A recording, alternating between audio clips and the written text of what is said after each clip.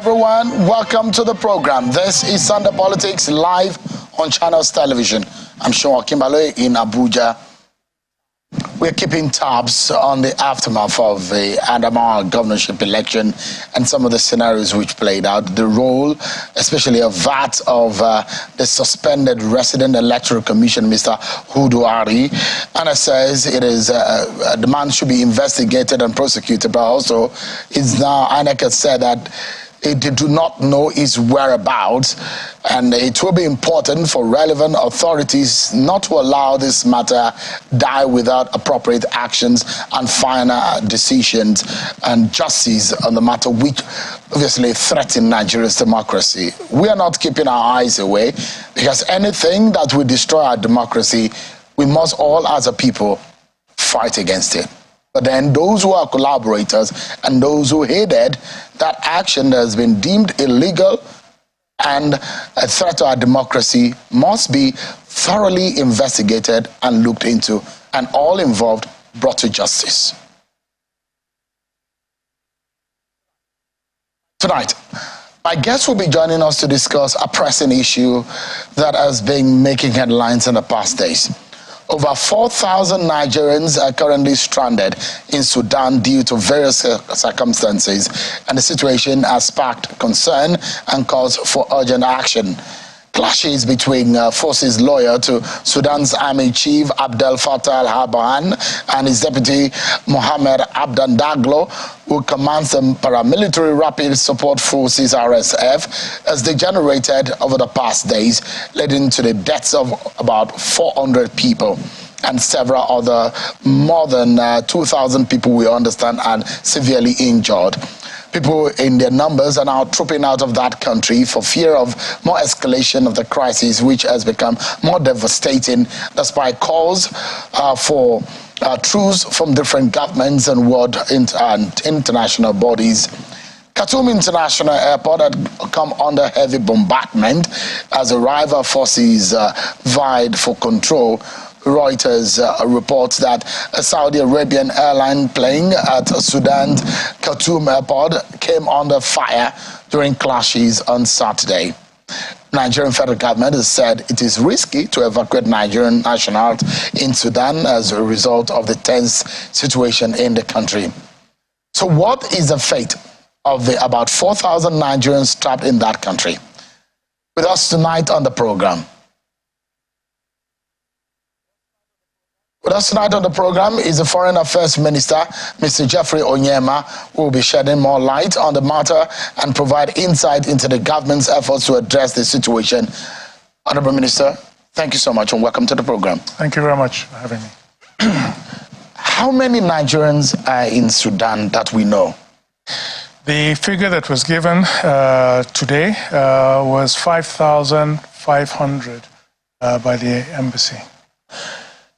In how many schools do we have Nigerian nationals at the moment? Because there is a heavy outcry from a lot of students of Nigerian nationals who are in that country. Yeah, there are various schools that they are attending, but the majority of them are around Khartoum area. That's the capital. Which is the capital, yeah. But about 80%, I understand, of that 5,500 are students. So there's a lot of students population in that country. Very large. Give us an understanding why Khartoum or Sudan generally became a place of interest for Nigerians that we have that amount of people. Well, they have a good tradition, educational system and tradition. And also, you know, it's a country that's very familiar. In fact, it's believed that the Sudan hosts the largest number of Nigerians in the diaspora, which a lot of people may not know. And of course, it was a route for going to Mecca in the old days when you didn't have planes and things. A lot of Nigerians are settled, so you have third, fourth generation Nigerians living in the Sudan. So, you know, so it's become a favored destination for teaching, especially Islamic, teachings. What are the efforts of the government to bring back or evacuate Nigerians there? Well, we've been working around the clock for the last 2 days to try and get the Nigerians out. First of all, of course, we have an embassy there, so that's already a good thing. And our embassy, we've told them to put up a platform to, where all the Nigerians in the Sudan can, log on to, so information will be available, and to coordinate the process. Obviously, what you need in a situation like this is a place where everybody can congregate before you start moving them out. And because the airport, as you pointed out in your report there, is out of commission, the only viable way out is by road. And but of course, it's not totally safe. So you're going to require government to provide some security and a safe corridor out. And our situation is particularly challenging because the numbers are so great. Now, we've heard that the US and some other countries, the European countries, have started evacuating. But what they've been evacuating are actually their diplomatic staff. They haven't been able to start evacuating their citizens there. Have we done that? No, we have, but you see, we can't evacuate all our diplomatic staff at the moment because they need to also coordinate the evacuation of, of all those students that we're talking about. So, but we're going to also evacuate them.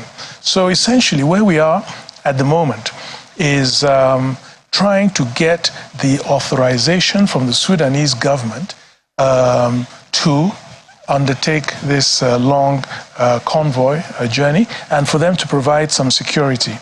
Now, we don't want to take any risks and risk the lives of any Nigerian, because we saw yesterday, for instance, that the French then, in trying to also evacuate their citizens, came under fire. Along the convoy came under fire and they had to turn back. So we also don't want to expose, our citizens, brothers and sisters, to that danger as well. So we're doing everything we can to get the requisite approval from the Sudanese government at the very highest level. So I was in touch, I was put in touch today with somebody in the office of the president, Borhan, and made a formal request to have a safe passage, safe corridor for us to evacuate our people. And, they said that they had received it and they would now be, giving it due attention. So, but we're not going to stop at that. We're going to keep on. The options available to us, Egypt, the Egyptian border is closed. Port Sudan is another place where we understand that some of the international diplomatic people have been congregating, and the Ethiopian border. So then, of course, there's a border with Chad as well, but the three that we're looking at from Khartoum are those three: the Ethiopian border, the Port Sudan, and Egyptian border. The Ethiopian border, there was a video that went viral that said that Nigerian students, some of whom got to the border, were not being allowed into Ethiopia. So I called the Deputy Prime Minister, who's also the Minister of Foreign Affairs, and I put this to him, sent him the video, and told him that, we really needed to sort that out. He was very supportive and asked for some information, which we've provided, to try to quickly sort out that situation. Let me show you, Minister, just how many countries around the world that are evacuating their citizens. Well, I know we have a large number of people, but there are concerns across the globe on nationals, different nationals living in Sudan and their safety and continue living in that country. Look at it. We have France, Germany, Italy. These countries have since evacuated some of their nationals, which you pointed out that some of them may be embassy staff. We know that about 100 people have been evacuated by France. We know that Netherlands are hoping that they will evacuate more people, lifting them by air. Later today, Germany is also in the process of evacuating his national with his military plane landing in Khartoum this afternoon. Italy's evacuation operation has since begun. U.S. authorities said they had airlifted not fewer than 100 people via helicopters. Now, You're talking about diplomatic options that are being put in place. But again, some will say this is not it's over a week since the escalation began. Why is the government of this country so sluggish in dealing with this situation? I don't agree. I don't think we've been sluggish at all. I mean, the mere fact that the countries you've cited were evacuating yesterday and the day before. No country has evacuated before that. Why? The simple reason is this. You have a government. It's not as if there was a military, war against another country or anything. This is the president and the vice president of a country. And they suddenly start shooting their men at each other. So, initially, all the countries you are mentioning there were calling on them, as we also did, to stop. So, one assumed that it was something that was, just between these people. But of course, it started getting worse, escalating, and that's when we all had to start, looking at evacuating our people. And I think we did it all at the same time. But the advantage that these people have is that the US, Italy, France, they don't have 5,000 citizens in Sudan. They have like the US said, we're only able to evacuate our embassy and staff.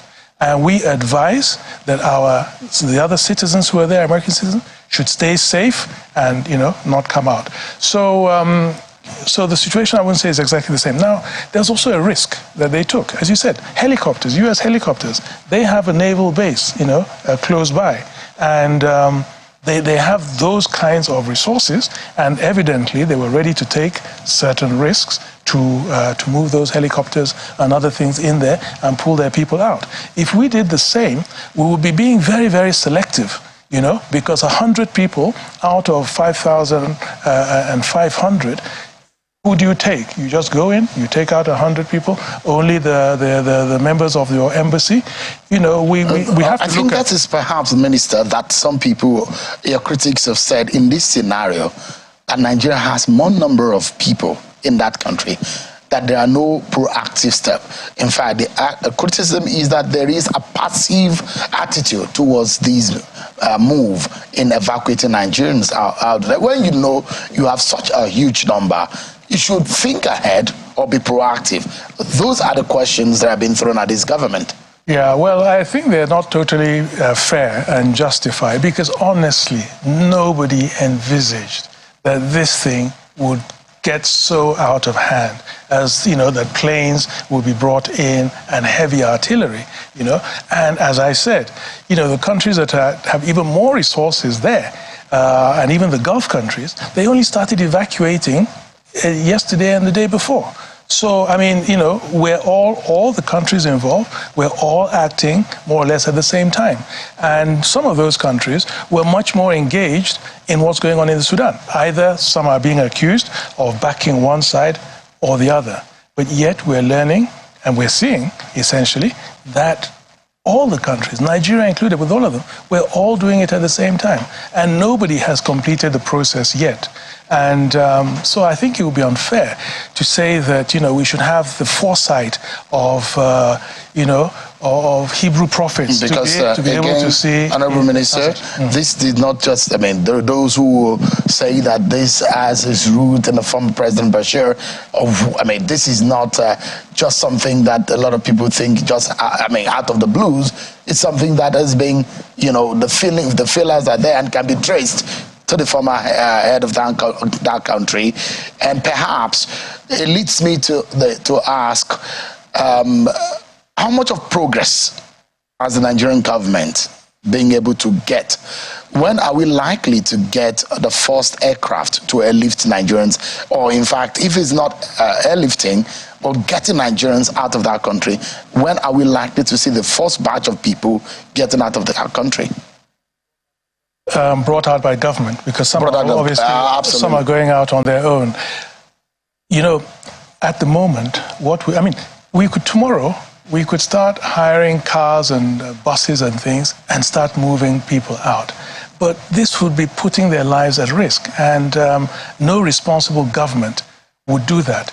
What we need at the moment, and one or two other countries were able to obtain that, is for the Sudanese government to give us that assurance that we can drive in convoy our citizens to the border of our choice, be it the Egyptian border or to Port Sudan, or, well, I think the Ethiopian one is not really such an option. I understand that the roads there might not be as safe. So, once we get there, we're ready to go, pretty much. We're in touch with the embassies. They are in touch with a large number of Nigerian students. But we don't want to take that risk, because tomorrow, if we say, right, give the green light, you guys start moving to the border, and there's an ambush, we will be responsible for that. So I think the responsible thing to do is to ensure that we have the full backing of the government of Sudan. Even if you do so, for us to do that. They're talking about the president. Or which of the forces now, because there are two parties here involved in the clash. Now you are the deputy and mainly the president. The president, actually, because I think that part of the country going towards Egypt, we understand is under the control. It's under their control. Has the president of Nigeria been able to reach out? We are seeing as a big brother of the African nation. There seems to be a lot of conflicts in and around Africa. And as we see Ethiopia and the Eritrea and in that corridor, there are a lot of clashes we're seeing that happened in several parts of the continent. Has the president, for example, been able to reach out? Because now we know what happened in Libya and what it has cost us. The insecurity, security agencies have told us that the Libyan crisis has really cost Nigeria a lot of problems. Now, this is another issue that we have on our hands. For example, we understand that a lot of people are already pulling out of Sudan towards Chad. And we know what happened in the Chadian border and Nigerian situation, the situation that we have on our hands, the insecurity in that corridor. Has President Buhari been able to reach out? Yes, and he's a firm believer, and he's absolutely right, that we don't have, whether we like it or not, we like to see ourselves as the big brother of Africa, and we play a big role and an important role in Africa. But it's more sustainable to do it collectively.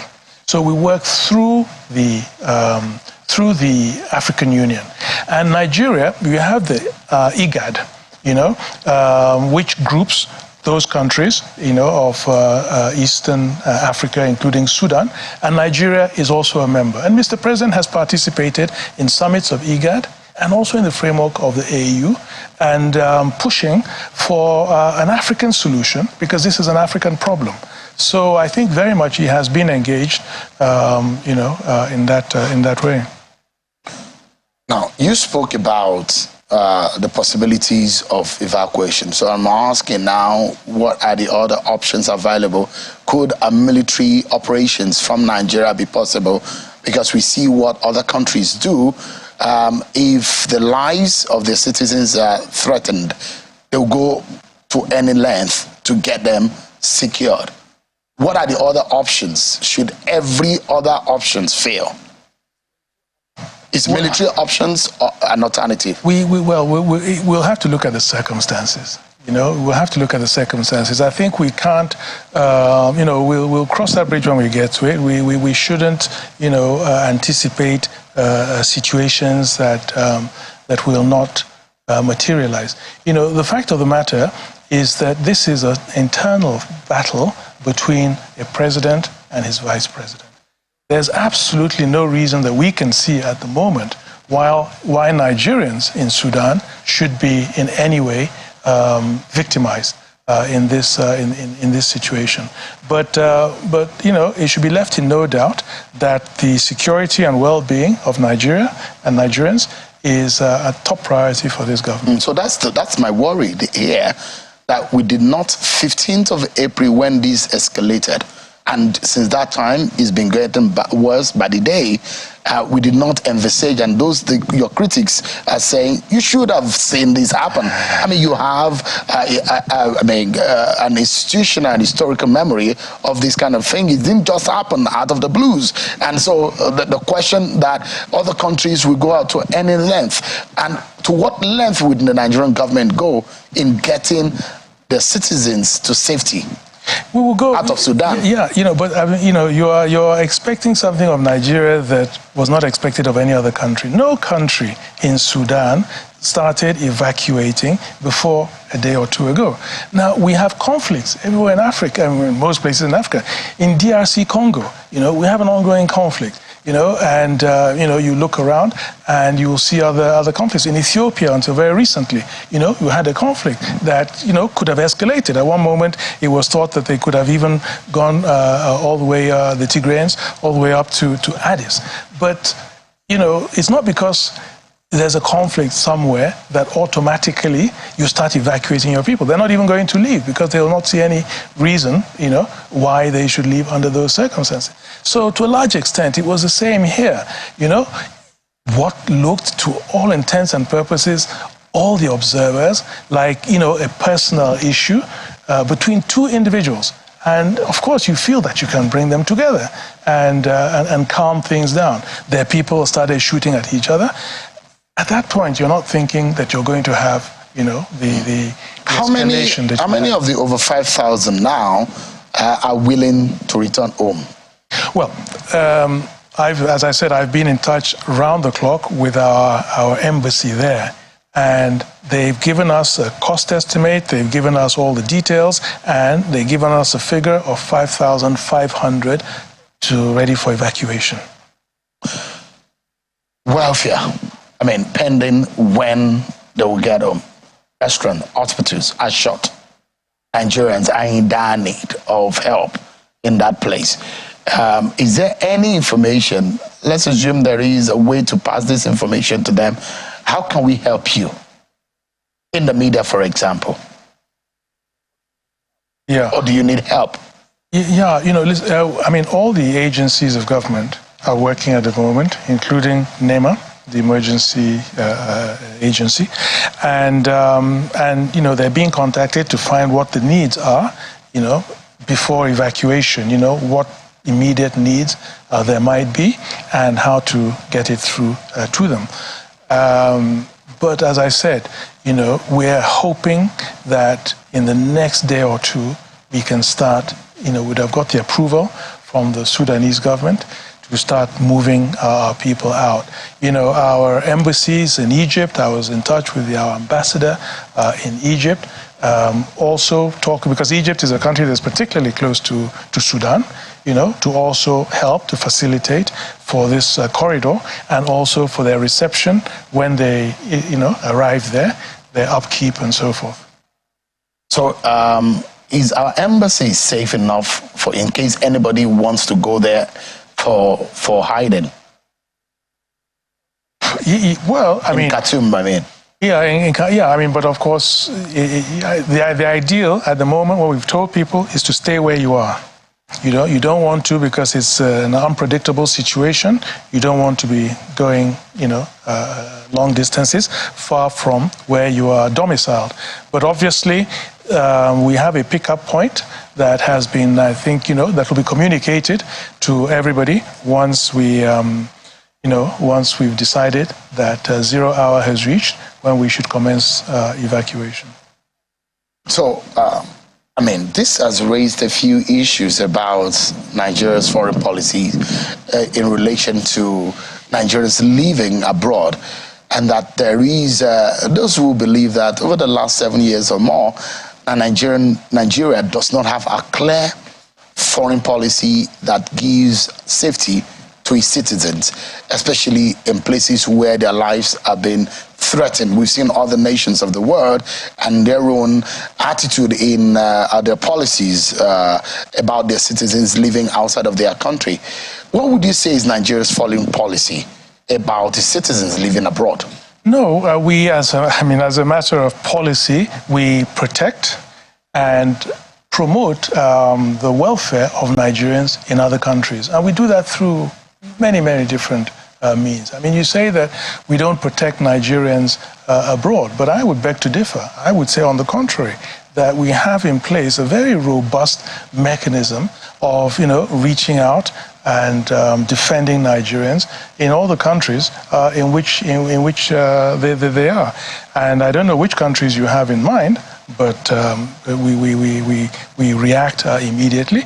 We seek to have, first and foremost, we have a foreign policy of positive engagement with countries. So that in itself should give, a conducive environment for Nigerians in those countries to hopefully thrive. And where there are any issues concerning Nigerians, we immediately step in. So, for instance, we've had this issue with the UAE. For instance, we've engaged with them at every single level, defending and protecting the rights and the interests of Nigerians, right up to the very highest level, where Mr. President himself, also engaged directly. And, it's been the same, bit in India, where there were some issues with some Nigerians, South Africa, where we've now locked down, binational commission and very concrete, early warning mechanisms to avert some of the issues that we've had in the past. So I certainly would beg to differ. If anybody says... People will give instances in South Africa, instances in Ghana. No. But again, Minister, you look at the situation in UAE, again and again, this happens severally. And Ethiopia now is another case. The issue of reciprocity is another issue. And those who say, look, our foreign policy in that respect has not been focused. It is very, to say the least, from what your critics say, it's very porous. And in fact, they're saying that Nigeria is not such a respected country, and that's why some of this country disrespect and treat Nigerians with such humiliation. Yeah, but if you're also honest, I think a point that we make as a government is that there's a whole of government, a whole of country approach, to engagement with other countries, So we also need, as a people, to be putting our best feet forward when we're in these countries. And unfortunately, we have a significant number of Nigerians that are really not representing the country in the way that they really should. And this also has very negative impact on consequences on other Nigerians. And, and if we're fair to ourselves, I could also list to you those countries that you've mentioned. What we also have to do with regards to Nigerians that are also just not conducting themselves in an appropriate manner. And that very often, rubs off on their perception of other Nigerians. And, so those countries, as a response, in some cases, it will tar Nigerians with the same feather. So we also have a responsibility, not just government, but also individual Nigerians, to always behave themselves, to respect the laws of other countries, and do well. And if that's the case, I think the perception of our country will even be better. But I think to say that it is because of policies of government alone would not be correct. The reciprocal approach of this government is also called to question in some of the scenarios. In what way? The UAE scenario is there, and it looks like Nigeria's bend to these powerful countries when we have been treated badly. Ethiopia is another situation. No, Ethiopia, what is Ethiopia? The aviation issue. Aviation issue. Oh, you're not aware the issue of the Ethiopian Airlines landing issues? Well, the Ethiopian Airlines has been extremely supportive of Nigeria. In fact, not only that, they are even the preferred bidders for the Nigeria. Their president has said they want Nigeria to even buy shares and own Ethiopian Airlines. And were it not for Ethiopian Airlines, especially during the COVID period, we would have been in a lot of problems, in this country. So I would say, on the contrary, Ethiopia and Nigeria have excellent relations. really a special relationship, in fact, I would say, especially between the two, the president and the prime minister of Ethiopia. So your government, you don't think that, it's against what people are saying, that your government has proven weak in the eyes of other countries when Nigerians have been badly treated? No, but in a manner of approach, the people think that there should have been a more proactive and a sterner approach in handling some of these issues. But like what? I mean, what would be the sterner approach that would make to give a deterrence that, look, Nigerians cannot be treated in such manner? Do you know, myself and the Minister of Aviation, we banned Emirates from coming into this country after the COVID because of some of what had been done to Nigerians. And you know what?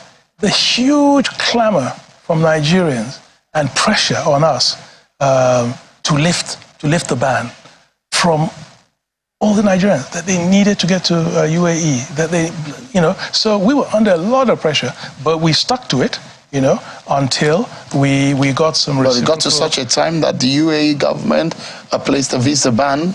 Some Nigerians cannot even travel to the UAE without having other passports. Yeah, if we're, to be honest with ourselves, the UAE visa was pretty easy for Nigerians to get. That's a fact. And unfortunately, we had a lot of excellent Nigerians in the medical field, engineers and so forth, who went to the UAE and are doing extremely well in the UAE. But unfortunately, we also got a large number of Nigerians going to UAE and breaking all the laws of the UAE. So you blame some of these Nigerians for this situation, isn't it? Listen, I had a call with the foreign minister of UAE because I called him on this visa issue. And he said to me at the time, there were some Nigerians, some of them were stripping naked, that needed to be deported. There were a large number of illegal Nigerians. They were refusing to be deported. And, some of the people started stripping naked. I mean, completely against all the mores of the country, mores of the country. And he said that until the last one left, that they were not going to, lift the ban. So it's just to tell you that it's not... There are other issues very often behind a lot of what happens and what takes place. So, we send planes in to evacuate, to remove those Nigerians. And of course, we followed it up with, with a demand for normalization of visa issues and all that. So, I mean, we're engaging with the UAE. We're not happy with many aspects of our relations with them, but there are areas in which we've also been very firm. In the area of signing some MOUs where we have sort of stood our ground, that we didn't think that those MOUs, investment promotion and other issues, were necessarily in our favor. And we've been very, very strong on that. On a final note, Honorable Minister, in this almost 8 years of Buhari's government, what would you say is the biggest achievement in terms of foreign relations or foreign affairs? And that's a legacy that Nigerians can remember this government for?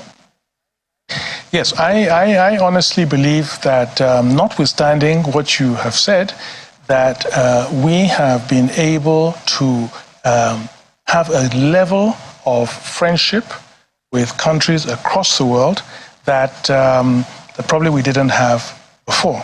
And that notwithstanding all the challenges that this country has gone through over this period of time, that there has been still a very high level of engagement with Nigeria amongst all the major countries of the world.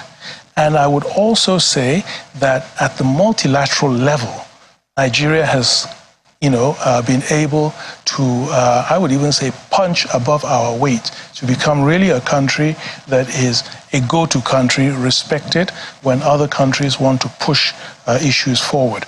I think in West Africa, for a long period of time, Nigeria, although there's some backsliding now on democracy, we've been able to I wouldn't say impose in the case of the Gambia, but, some democratic norms in the sub-region, and still playing a very important role.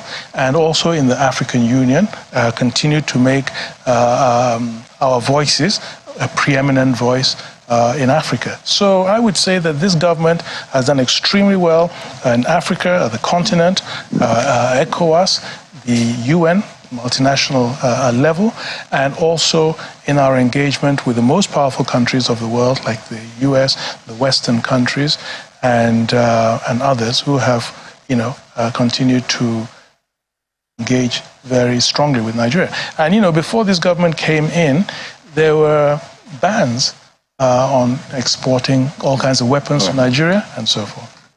So we're pretty much friends with Russia, friends with China, friends with UK, friends with the US. We're just in the middle. We really don't take a stance because we're just Nigerians, isn't it? Not at all, not at all. No, on the contrary, we take strong moral stands. We've taken strong moral stands in some critical positions where people have thought we should have been neutral, but there are issues of morality. And, there's a saying that the hottest places in hell are reserved for those who in times of moral crisis maintain their neutrality. And in times of moral crisis, in issues of moral crisis, this government has stood firm on the side of what it believes to be just. Mr. Geoffrey Onyeama is Honorable Minister for Foreign Affairs. Thank you so much indeed for your time. Please, if there are any information that we need, especially in the case and the plight of Nigerians in Sudan, we would like you to please reach out to us, and we will be willing also to be that platform that Nigerians can get help. Very good. Thank you so much indeed. I appreciate the time. Appreciate Thank you so much. Thank you.